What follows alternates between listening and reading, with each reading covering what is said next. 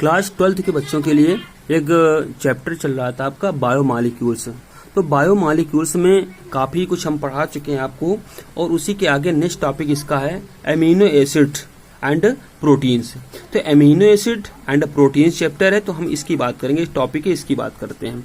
तो देखिए amino acids होते हैं वो हमारी बॉडी के लिए कितने मात्रा में एमिनो एसिड्स प्रेजेंट होना चाहिए, बॉडी हमारे कितने आवश्यक होते हैं वो पता होना चाहिए। और दूसरी बात प्रोटीन होता है, प्रोटीन कैसे फॉर्मेशन होती है और हमारी बॉडी के लिए कितनी इंपॉर्टेंट होती है, ये प्रोटीन की बातें होती हैं। तो सारी चीजें हम पढ़ेंगे इस चैप्टर में। और इस जो चैनल है, यूट्यूब चैनल है आपका युगेंद्र केमिस्ट्री यूट्यूब चैनल, इसको सब्सक्राइब करें, लाइक करें और शेयर करें, जिससे मैं भी अच्छे से अच्छे आपको नोट्स दे सकूं और वीडियो प्रोवाइड कर सकूं। तो ये टॉपिक था आपका, इसमें से हम बात करेंगे। सबसे पहले बात करते हैं प्रोटीन एमिनो एसिड्स की बात करेंगे। तो प्रोटीन आर माइक्रोमॉलिक्यूल्स, जो प्रोटीन होता है माइक्रोमॉलिक्यूल्स होता है, and are long unbranched polymers of amino acids. तो अमीनो एसिड्स होते हैं उनकी जो ब्रांच होती है लंबी चेन होती है, अनब्रांच्ड होती है, ब्रांच उसमें नहीं होते हैं। ये बात हुई प्रोटीन जो होता है माइक्रोमॉलिक्यूल्स होते हैं, उसमें जो और एमिनो एसिड्स ऐड होते हैं वो कैसे होते हैं, लॉन्ग चेन में होते हैं और अनब्रांच्ड पॉलीमर्स होते हैं। ठीक है, ये होता है 10 amino acids are monomer of the proteins. तो मोनोमर ऑफ प्रोटीन्स, प्रोटीन्स को फॉर्मेशन के लिए क्या जरूरी होता है हमारा, अमीनो एसिड्स। अमीनो एसिड्स एक मोनोमर्स तरह बिहेव करता है, मोनोमर्स तरह यूज करते हैं, और मोनोमर से ही हमें एक लॉन्ग चेन में जो फॉर्म होता है पॉलीमर्स होता है। तो जो बन के तैयार होता है उसको बोलते हैं हम लोग पॉलीमर्स बोलते हैं। तो ये होता है अमीनो एसिड से प्रोटीन फॉर्मेशन। कैसे फार्म होता है, देखिए यहाँ पर रिएक्शन लिखी हुई है, प्रोटीन है, इसकी हाइड्रोलिसिस की गई तो बन गया पेप्टाइड्स बन जाता है, पेप्टाइड्स की फिर से हाइड्रोलिसिस की जाती है, then form the alpha amino acids, alpha amino acid form होता है। ठीक है, अब देखिए क्या होता है, chemically amino acids are organic compound. जो अमीनो एसिड्स होता है वो चाहे हो आपका अल्फा अमीनो एसिड हो या फिर और कोई भी अमीनो एसिड्स हो, तो वो केमिकली फॉर्म करें तो ऑर्गेनिक कंपाउंड्स होते हैं। और ऑर्गेनिक कंपाउंड्स मतलब उसमें से कार्बन चेन होते हैं। तो ऑर्गेनिक कंपाउंड्स होते हैं in which amino acids, amino group and carboxylic group are presents in the same molecules. एक ही मॉलिक्यूल्स होता है, उसमें से कार्बोक्सिलिक ग्रुप COOH और NH2 ग्रुप प्रेजेंट होता है। कोई भी अमीनो एसिड्स होगा उसमें से NH2 ग्रुप प्रेजेंट होगा और COOH कार्बोक्सिलिक ग्रुप प्रेजेंट होंगे। जब प्रेजेंट होंगे तभी उसको हम अमीनो एसिड्स बोलेंगे। और अमीनो एसिड्स फॉर्म होते हैं आपका प्रोटीन्स फॉर्म होते हैं, देन फॉर्म द प्रोटीन। हम स्ट्रक्चर की बात करेंगे, उसमें से एक फॉर्मूला दे रहे हैं वहां पर, देखिए समझिए इसको। ये देखिए एक इसमें से ग्रुप लगा हुआ है, NH2 ग्रुप लगा हुआ है और COOH ग्रुप लगा हुआ है। ये होता है आपका एक अमीनो एसिड्स है। अब देखिए इसे समझ लीजिए क्या क्या कौन कौन से मॉलिक्यूल्स में क्या नाम को दिया गया है। तो सबसे पहले जो एक R लगा होता है, चेन एक होती है, उसको बोलते हैं हम लोग साइड चेन बोलते हैं। और इसके बाद में एक कार्बन होता है, उस कार्बन से एक हाइड्रोजन अटैच यहाँ पर देखिए, और नीचे लिखा हुआ है कि NH2 ग्रुप अटैच है, NH2 ग्रुप अटैच है, और यहाँ पर ग्रुप एक अटैच है और COOH ग्रुप अटैच है। It is called the carboxylic group. Clear. अब देखिए यहाँ पर ये लिखा है अल्फा कार्बन। अल्फा कार्बन क्या होता है, जो कार्बोक्सिलिक ग्रुप अटैच है उस कार्बन से जिस कार्बन से कार्बोक्सिलिक ग्रुप अटैच होता है उसको हम लोग अल्फा कार्बन बोलते हैं। ठीक है, जिस कार्बन से कार्बोक्सिलिक ग्रुप अटैच होता है उसको बोलेंगे अल्फा कार्बन। तो इसलिए इसको बोलते हैं हम अल्फा कार्बन। तो पूरे मॉलिक्यूल्स को इसको हम बोलेंगे अल्फा अमीनो एसिड्स बोल सकते हैं। ठीक है, क्योंकि जिस कार्बन से अमीनो ग्रुप लगा हुआ है अल्फा इसको बोला गया, तो इससे लगा हुआ अमीनो ग्रुप, तो इसलिए इसको बोलेंगे हम अल्फा कार्बन। तो अल्फा अमीनो एसिड हो जाता है। ये क्लियर हुआ ना, अमीनो एसिड्स ये हुआ। तो अमीनो एसिड्स में एक NH2 ग्रुप होना चाहिए और एक COO ग्रुप में से कार्बोक्सिलिक ग्रुप प्रेजेंट होना कंपलसरी होता है। ठीक है, अब देखिए हम यहाँ पर देखते हैं कार्बन चेन के अकॉर्डिंग, कार्बन चेन के हिसाब से कितने कार्बन लगे हुए हैं उनके हिसाब से इनका नॉमेनक्लेचर क्या होता है। देखिए यहाँ पर according to the carbon chain nomenclature इसका करेंगे। देखिए यहाँ पर देखिए हम यहाँ पर बात करें, एक तो यहाँ पर इस ग्रुप से अटैच NH2 है, इसके बाद सिर्फ लगा COOH लगा हुआ है। तो हमने बताया कि जिस ग्रुप में जिस कार्बन से COOH लगा होता उसको हम बोलते हैं अल्फा बोलते हैं। तो इस कार्बन से लगा हुआ COOH ग्रुप, तो इसको बोलेंगे हम अल्फा कार्बन। तो अल्फा कार्बन बोलेंगे मतलब हो जाएगा अल्फा अमीनो एसिड्स नाम देंगे इसको। ठीक है, अल्फा अमीनो एसिड्स। इसी तरह से इधर देख लीजिए एक एग्जाम्पल और है, यहाँ पर देखिए 2 कार्बन लगे हुए हैं। जिस कार्बन से COOH ग्रुप लगा हुआ है उसके बगल में फिर से एक कार्बन लगा हुआ है, उस कार्बन से NH2 ग्रुप लगा हुआ है। क्लियर ना। तो हम जिस कार्बन से COOH ग्रुप लगा हुआ उसको बोलेंगे अल्फा, तो ये हो जाएगा आपका अल्फा हो जाएगा। और इसके बगल में जस्ट बगल में लगा हुआ है कार्बन, उसको बोलेंगे हम लोग बीटा बोलेंगे, ये बीटा हो गया। तो इसका जो नॉमेनक्लेचर करते हैं हम लोग, तो बीटा कार्बन से अटैच है NH2 ग्रुप, बीटा कार्बन से NH2 ग्रुप अटैच है, इसलिए इसको बोलेंगे बीटा अमीनो एसिड। बात समझ गए। वहां पे था अल्फा अमीनो एसिड्स, क्योंकि अल्फा कार्बन से NH2 ग्रुप अटैच था, यहाँ पर बीटा ग्रुप से NH2 ग्रुप अटैच है, इसलिए इसको बोलेंगे हम लोग बीटा अमीनो एसिड बोलेंगे। क्लियर।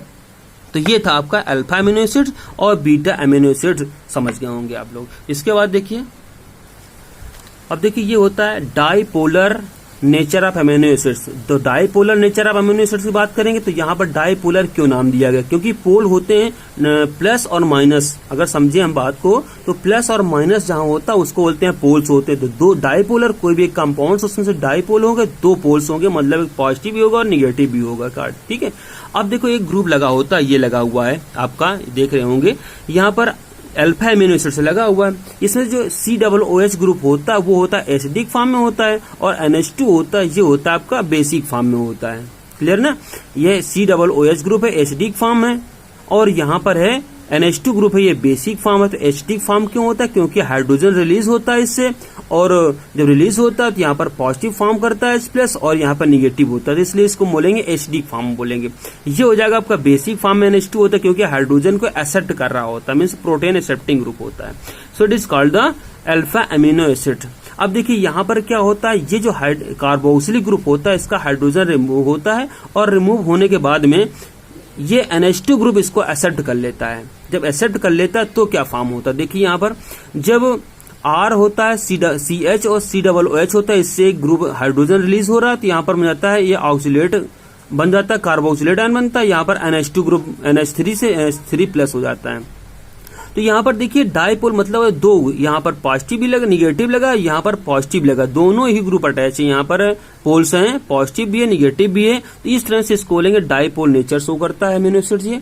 और इसके बाद इस जो प्रोडक्ट बन रहा है इसका नाम क्या हो जाता है, वो हो जाता है ज्यूटर आयन होता है। बहुत ही इंपॉर्टेंट होता है, क्वेश्चन बहुत पूछा जाता है इसका, और फॉर्मूला हमको पता भी होना चाहिए, what is the zwitter ion. तो ये होता है ज्यूटर आयन आपका RCH single bond COOH minus COO minus और NH3+ हो जाता है, ये होता है आपका ज्यूटर आयन हो जाता है। ठीक है। तो ये था जो अमीनो एसिड्स होता है वो डाइपोल नेचर शो करता है। क्यों शो करता है, क्योंकि कार्बोक्सिलिक ग्रुप का हाइड्रोजन रिप्लेस होकर NH2 ग्रुप होता है, एक्सेप्ट कर लेता है, तो यहाँ पर हो जाता है माइनस चार्ज और NH3+ चार्ज हो जाता है, इसलिए इसको बोलते हैं हम लोग ज्यूटर आयन बोलते हैं, डाइपोल नेचर शो करता है।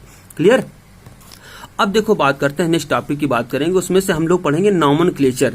तो nomenclature of the amino acid. तो नॉमेनक्लेचर ऑफ अमीनो एसिड्स यहाँ पे बात करेंगे हम लोग, ये नॉमेनक्लेचर ऑफ अमीनो एसिड की बात करेंगे। अब देखिए नॉमेनक्लेचर होता है, इसकी बात करते हैं। तो नॉमेनक्लेचर जो फर्स्ट नंबर होता है इसमें से हम बात करेंगे, ये फर्स्ट नंबर, इसमें लिखा हुआ है NH2 ग्रुप लगा हुआ है, NH2 और CH2 और COOH लगा हुआ है। इसमें से अमीनो ग्रुप लगा हुआ और NH2 ग्रुप लगा है, अमीनो एसिड तो है भाई, लेकिन इसका नॉमेनक्लेचर कैसे दिया गया, देखिए इस कार्बन से अटैच है COOH, इसलिए इसको बोलेंगे अल्फा। ठीक है। इससे अटैच है ये ग्रुप NH2 ग्रुप अटैच है, तो अल्फा अमीनो। और ये CH3COOH देखें, अगर हम CH3COOH है, एसिटिक एसिड होता है, उसका हाइड्रोजन रिमूव किया गया, हाइड्रोजन रिमूव करने के बाद NH2 ग्रुप ऐड किया गया है, तो बन जाएगा अल्फा अमीनो एसिटिक एसिड, इसलिए इसका नाम दिया गया अल्फा अमीनो एसिटिक एसिड। अब इसी का नाम दिया गया 2 अमीनो एथेनोइक एसिड। अगर IUPAC के अकॉर्डिंग देखें इसको हम, तो ये फर्स्ट नंबर इसको दिया गया है और सेकेंड नंबर इसको दिया गया है। ठीक है। इससे लगा है NH2 ग्रुप, तो सेकंड नंबर से लगा है NH2 ग्रुप, इसलिए बोलेंगे 2 अमीनो एथेनोइक एसिड। ये ग्रुप लगा, इसका जो सफिक्स होता है ओइक एसिड होता है, तो 2 अमीनो एथेनोइक एसिड हो जाएगा। सेकंड एग्जांपल की बात करें यहाँ पर हम, तो सेकंड एग्जांपल लगा हुआ है, इसके जस्ट बगल से लगा हुआ है NH2 लग गया, और एक ये इसी कार्बन से एक और लग गया है ग्रुप, लग गया है मेथिल ग्रुप लगा हुआ है। अब देखिए यहाँ पर 1 2 ये अल्फा हुआ, अल्फा अमीनो और प्रोपेनोइक एसिड 1 2 3 कार्बन है और ग्रुप लगा है ओइक लगा है, इसलिए इसका नाम हो जाएगा प्रोपेनोइक और ये अमीनो, तो अल्फा अमीनो प्रोपेनोइक एसिड हो जाएगा। इसी तरह से हम बात करेंगे, यहाँ पर बात करेंगे तो हो जाएगा 2 अमीनो और प्रोपेनोइक एसिड, क्योंकि 2 अमीनो क्योंकि सेकंड नंबर पर लगा है ये और प्रोपेनोइक लगा हुआ है, तो 2 अमीनो प्रोपेनोइक एसिड हो जाएगा। नेक्स्ट एग्जांपल की बात करते हैं, थर्ड एग्जांपल की बात करें यहाँ पर हम देखिए यहाँ पर क्या 2 कार्बन दिए गए हैं और 2 कार्बन से लास्ट में NH2 ग्रुप लगाया गया है, इसलिए यहाँ पर क्या हो जाएगा 1 2 3, ये तो प्रोपेनोइक तो लगा है, ये लगा है तो अल्फा हो जाएगा, ये बीटा हो जाएगा, ये अल्फा हो गया और ये हो गया बीटा, तो बीटा अमीनो हो जाएगा प्रोपेनोइक एसिड हो जाता है। Clear, beta amino propanoic acid, इसी का नाम दे सकते हैं हम 3 अमीनो प्रोपेनोइक एसिड दिया गया, क्योंकि 3 नंबर पर दिया गया 1 2 और 3 पे लगा NH2, इसलिए बोलेंगे इसको हम 3 अमीनो प्रोपेनोइक एसिड। चौथा एग्जाम्पल इसी का है। चौथा एग्जाम्पल क्या कर रहा है, इसी में से एक और कार्बन बढ़ा दिया गया है, जब बढ़ा दिया गया तो इसके हिसाब से हो जाएगा, यहाँ पर देखेंगे अल्फा, ये अल्फा हो गया, ये बीटा हो गया, ये गामा हो गया, तो अल्फा बीटा गामा, गामा पे लगा NH2 लगा है तो गामा अमीनो ब्यूटारिक एसिड हो जाएगा। इसी बोलेंगे हम 1 2 1, यहाँ पर 2 3 और 4, ये 4 लगा, 4 पे लगा NH2 तो 4 अमीनो ब्यूटानोइक एसिड हो जाता है। Clear, 4 amino butanoic acid. तो ये था nomenclature of the amino acids, nomenclature of the amino acid था ये, ठीक है। इसके बाद हम बात कर रहे हैं